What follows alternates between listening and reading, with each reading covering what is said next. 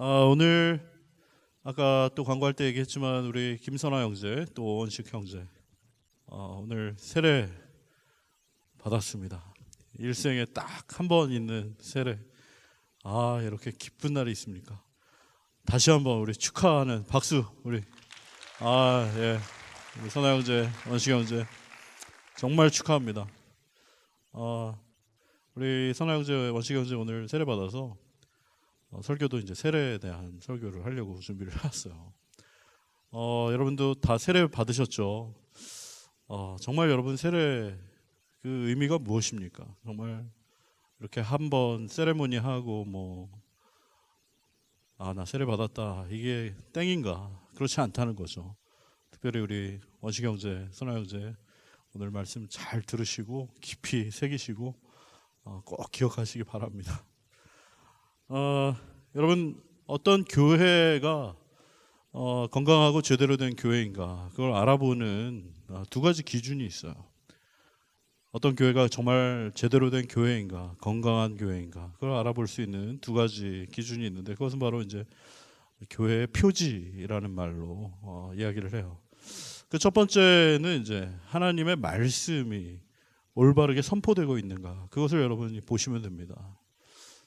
정말 그 교회가 건강한 교회, 제대로 된 교회라면 다른 어떤 것보다도 하나님의 말씀이 하나님의 말씀으로 제대로 선포되고 있는지 그걸 보면 되는 것이죠.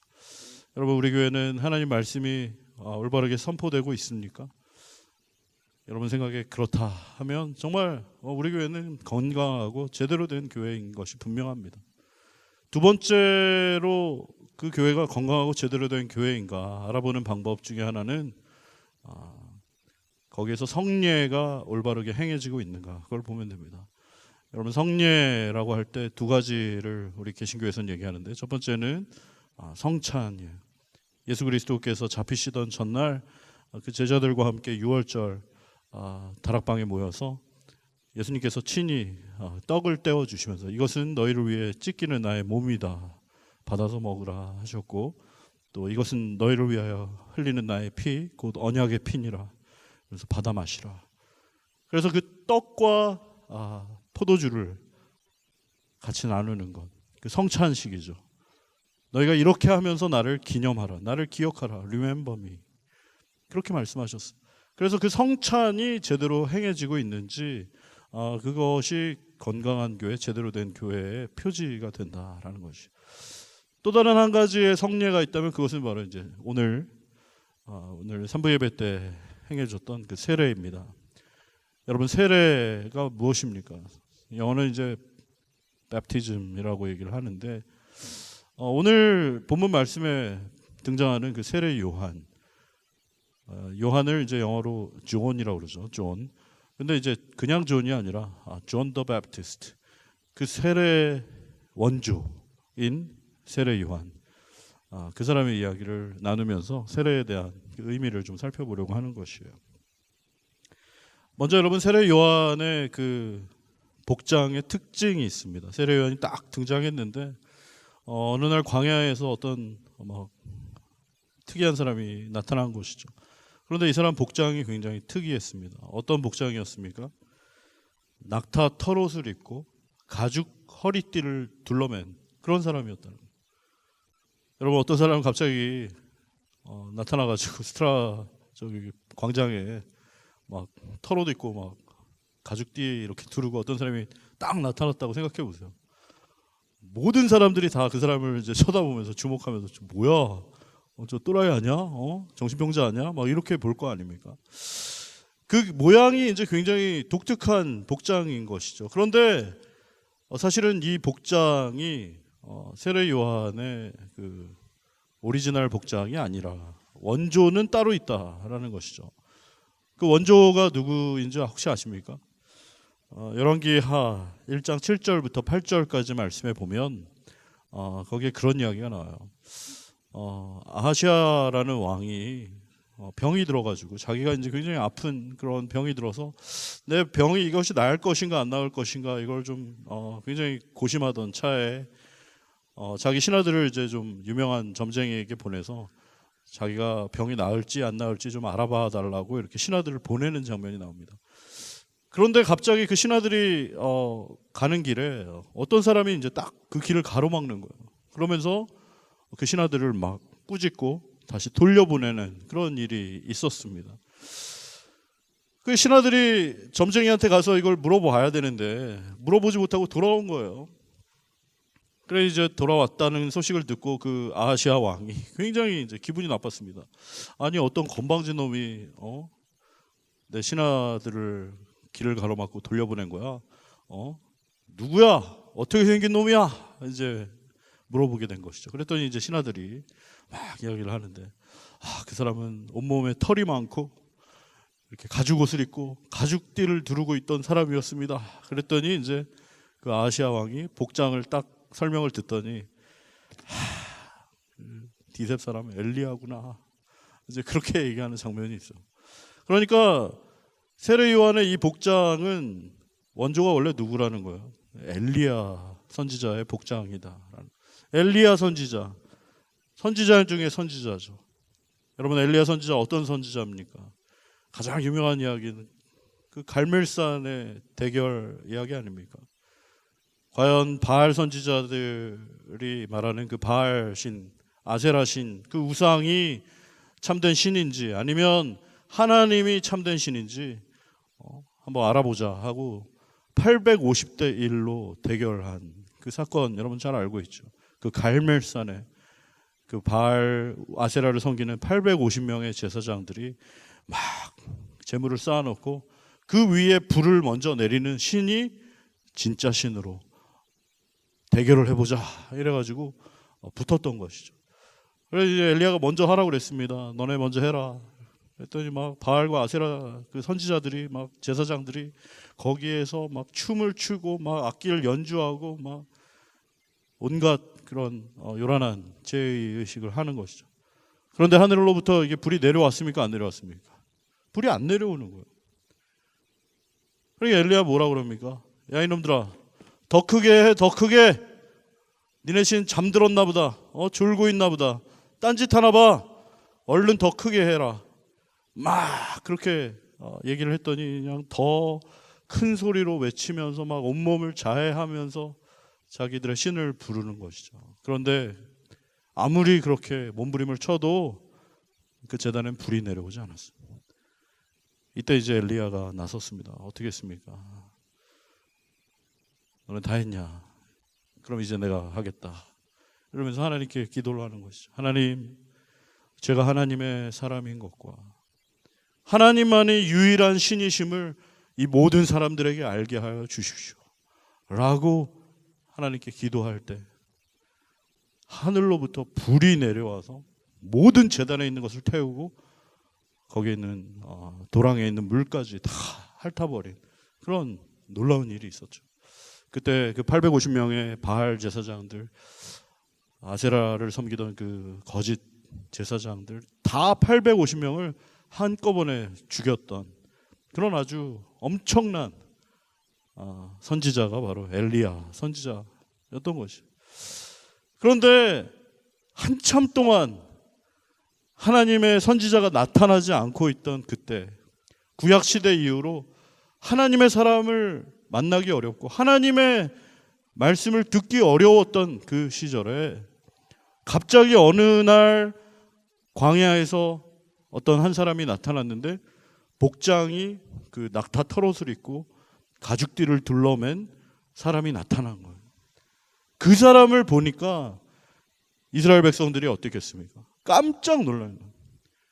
그 사람의 일단 복장 그 포스에 완전히 다 기가 죽은 거예요.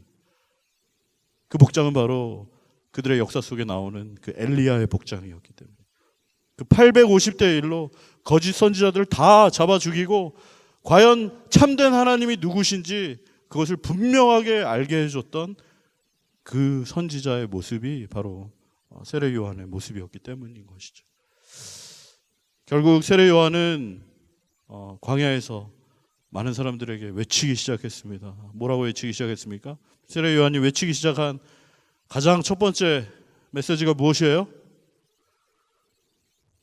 다 같이 따라해 봅시다. 회개하라. 회개하라. 우리 옆에 계신 분들에게 이야기해 주십시다. 회개하라. 네, 막 너무 정죄하는 눈빛으로 째려보지 말. 너나 해, 씨. 너나 똑바로 해, 씨. 막 이러지 말고. 세례 요한이 가장 처음 외쳤던 이야기. 회개하라. 회개하라. 그런데 여러분 너무나 놀랍게도 예수님께서도 이 땅에 오셔서 공생애를 시작하시면서 가장 처음 외치셨던 메시지가 뭡니까? 그것은 바로 회개하라. 회개하라. 여러분, 회개라는 것이 어떤 것입니까?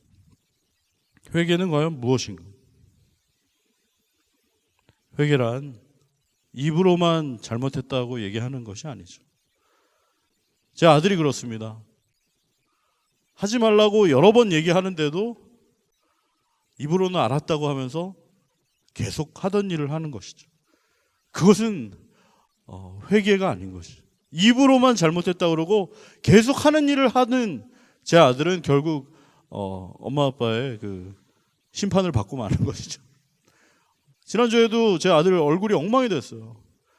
이 교회 놀이터에서 저기 미끄럼틀에서 자기가 막 스파이더맨이라고 막 엄청 까불고 뛰어다니다가 결국 그 미끄럼틀 위에서 떨어져가지고 얼굴이 반쪽이 완전히 그냥 엄청 상했어요. 분명히 엄마가 그렇게 하지 말라고, 그렇게 까불지 말라고, 그렇게 뛰어다니지 말라고 여러 번 얘기를 했고 본인은 스스로 알겠다라고 대답을 했음에도 불구하고 말은 잘못했다고 하고 그렇게 안 하겠다고 해놓고 계속해서 하던 대로 하는 제 아들은 결국 그 비참한 최후를 맞이하게 된 것이죠. 그래가지고 지금 이 반쪽 얼굴이 너무 이렇게 상해가지고 여기 포포크림 바르고 그러고 있는데 정말 그걸 바라볼 때 너무나 안타까운 거예요. 물론 제 아들이 무슨 철이 있겠습니까? 자기가 안 하겠다고 해놓고도 할 수밖에 없는 그런 전적으로 부패하고 전적으로 타락한 죄인 맞지만 그럼에도 불구하고 참 그것을 바라보는 아버지의 마음은 너무나 안타까운 거예요. 그렇게 하지 말라고 여러 번 얘기를 했는데도 그것을 입으로는 알겠다고 하고 그러지 않겠다고 해놓고 하던 일을 계속하고 있는 그 아들의 그 최후를 보면서 너무나 안타까운 우리 하나님의 마음을 우리는 보게 되는 것이죠. 우리가 요즘 묵상하고 있는 그 예레미야 말씀도 이제 마찬가지인 거예요. 예레미야 이제 거의 다 끝이 나가는데 끊임없이 하나님께서 말씀하시는 것은 무엇입니까? 너희가 여호와께 돌아오고 다시 그 우상 숭배를 다 멈추라고.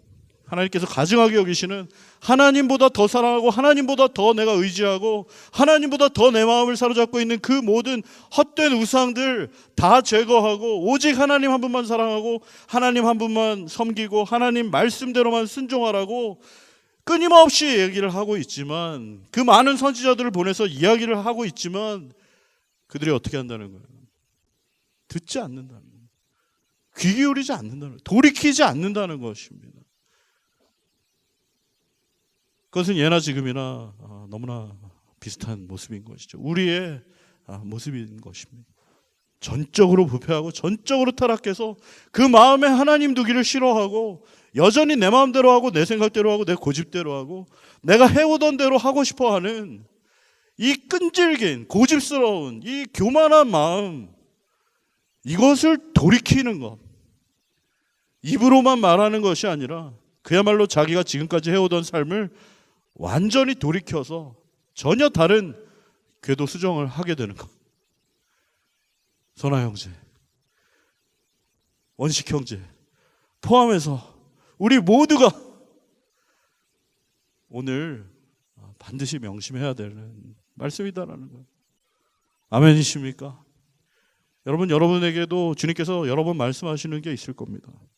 여러분, 정말 우리 정말 참된 크리스찬 맞는가? 내가 정말 이름은 크리스찬이고 말은 크리스찬이지만 내가 혹시 썬데이 크리스찬이고 그냥 명목상의 무늬만 그럴듯한 주일날 잠깐 여기에 왔다가 집에 가는 것으로 만족을 삼고 있는 그런 껍데기뿐인 무늬만 크리스찬은 아닌가? 다시 한번 우리가 우리 세례를 받은 형제들을 바라보면서 내가 정말 과연 나에게 말씀하시는 그 주님의 음성 기억하고 예수 그리스도와 함께 이제는 십자가에 못 박혀 내가 더 이상 사는 것이 아니고, 그런즉 이제는 내가 사는 것이 아니고 내 마음대로 살고 내 생각대로 사는 것이 아니라, 내 생각 내 방법대로 사는 것이 아니라, 이제는 내가 죽고 내 안에 그리스도께서 사시고 그분이 나를 붙드시고 책임지시고 인도하시는 대로 그 말씀에만 순종하여 내가 믿음으로 살아가겠다라고 결단하고 다짐하는 것, 그것이 바로 이 세례와 회개에 관련된 핵심이다라는 것이죠. 오늘 본문 말씀 3장 8절 말씀에도 예수님께서 분명히 얘기하셨죠. 여러분, 예수님께서 뭐라고 하셨습니까?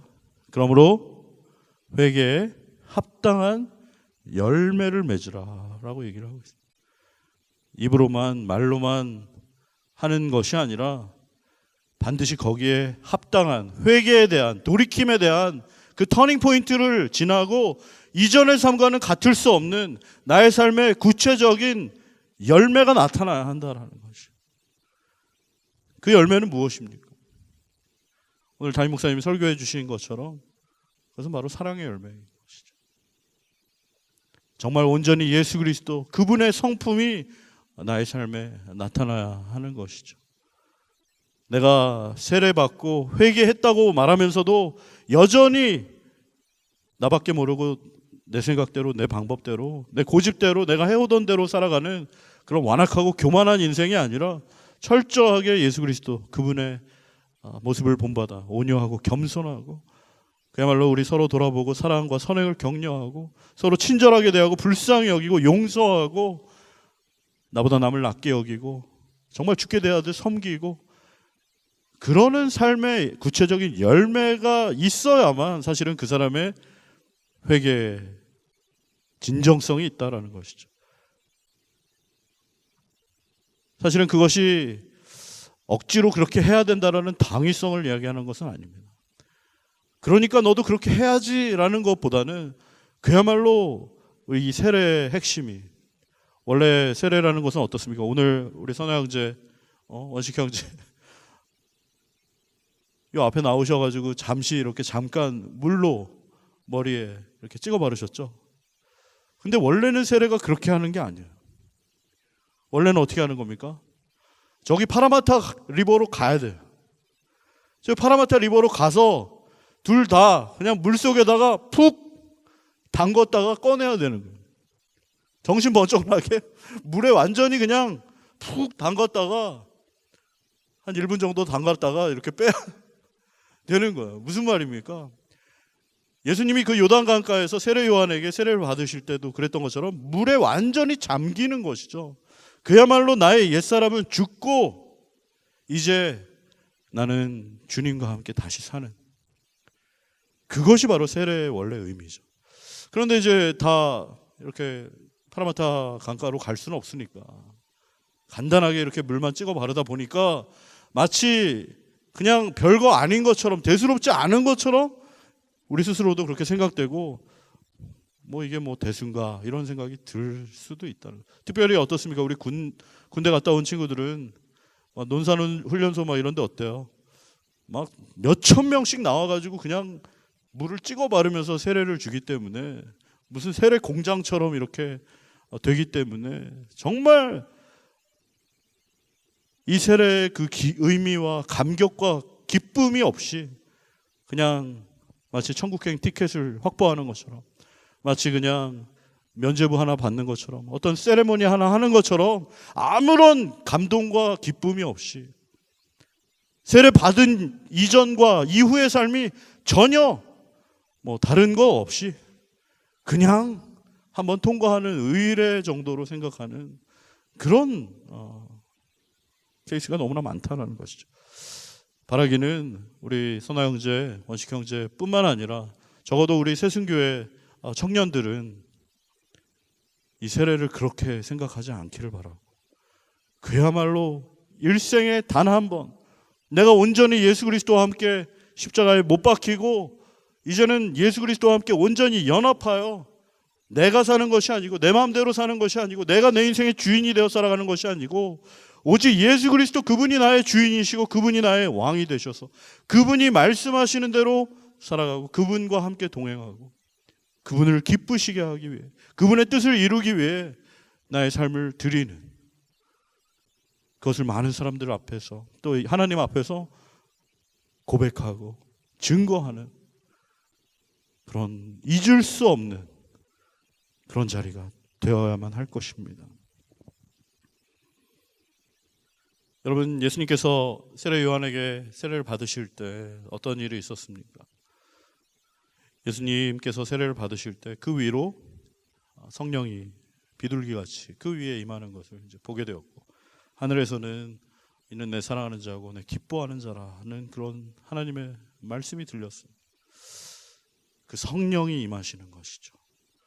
예수 그리스도를 구주로 고백하고 더 이상 이제는 내가 사는 것이 아니요 내 안에 그리스도께서 사시는 것이고 오직 내가 이제 사는 것은 나를 사랑해서 나를 위하여 자기 목숨을 버리신 하나님의 아들을 믿는 믿음으로 이제 사는 것이다라고 분명한 결단과 고백을 하는 그 자리에 하늘문이 열리고 하늘의 성령께서 그 마음에 임재하시는 것입니다. 더 이상 이제 나 혼자 살아가는 것이 아니라 예수 그리스도의 영이신 성령께서 우리 안에 거하심으로 이제 선아 형제, 원식 형제는 자꾸 두 명 얘기하니까 이렇게 결혼식 같긴 한데 우리 선아 형제, 원식 형제 이제 앞으로는 내 마음대로 내 생각대로 그냥 혼자서 살아가는 게 아니고 우리 선아 형제, 원식 형제 마음속에 누가 계시다는 거예요. 이제 성령께서 거하시는 줄로 믿습니다. 너희가 하나님의 성전인 것과 하나님의 성령이 너희 안에 거하시는 것을 알지 못하느냐.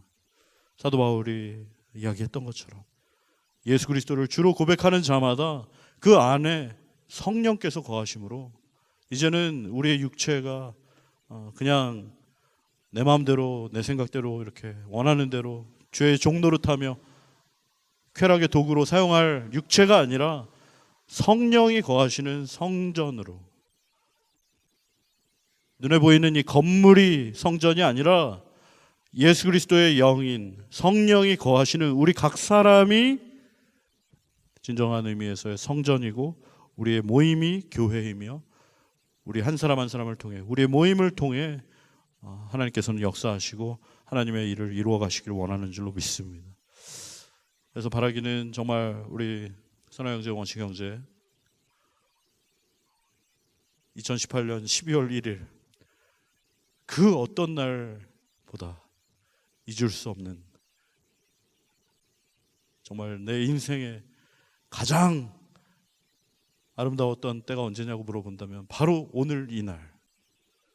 나중에 결혼하시고 정말 뭐 그럴 때도 기쁘고 행복하겠지만 그거보다 내가 내 여자친구 만나고 내 여자친구랑 결혼하는 날보다 더 영광스럽고 감격스럽고 기쁜 날, 그야말로 내 인생에 잊을 수 없는 그날, 그날은 바로 예수 그리스도 그분 나의 구주로 영접하고 그분의 이름으로 세례를 받은 오늘 이 날인 것을 기억하시고, 또 우리 세례받은 많은 다른 형제 자매들도 내가 언제 세례받았었지, 나에게 그런 기쁨과 감격이 있었는가 다시 한번 돌이켜보면서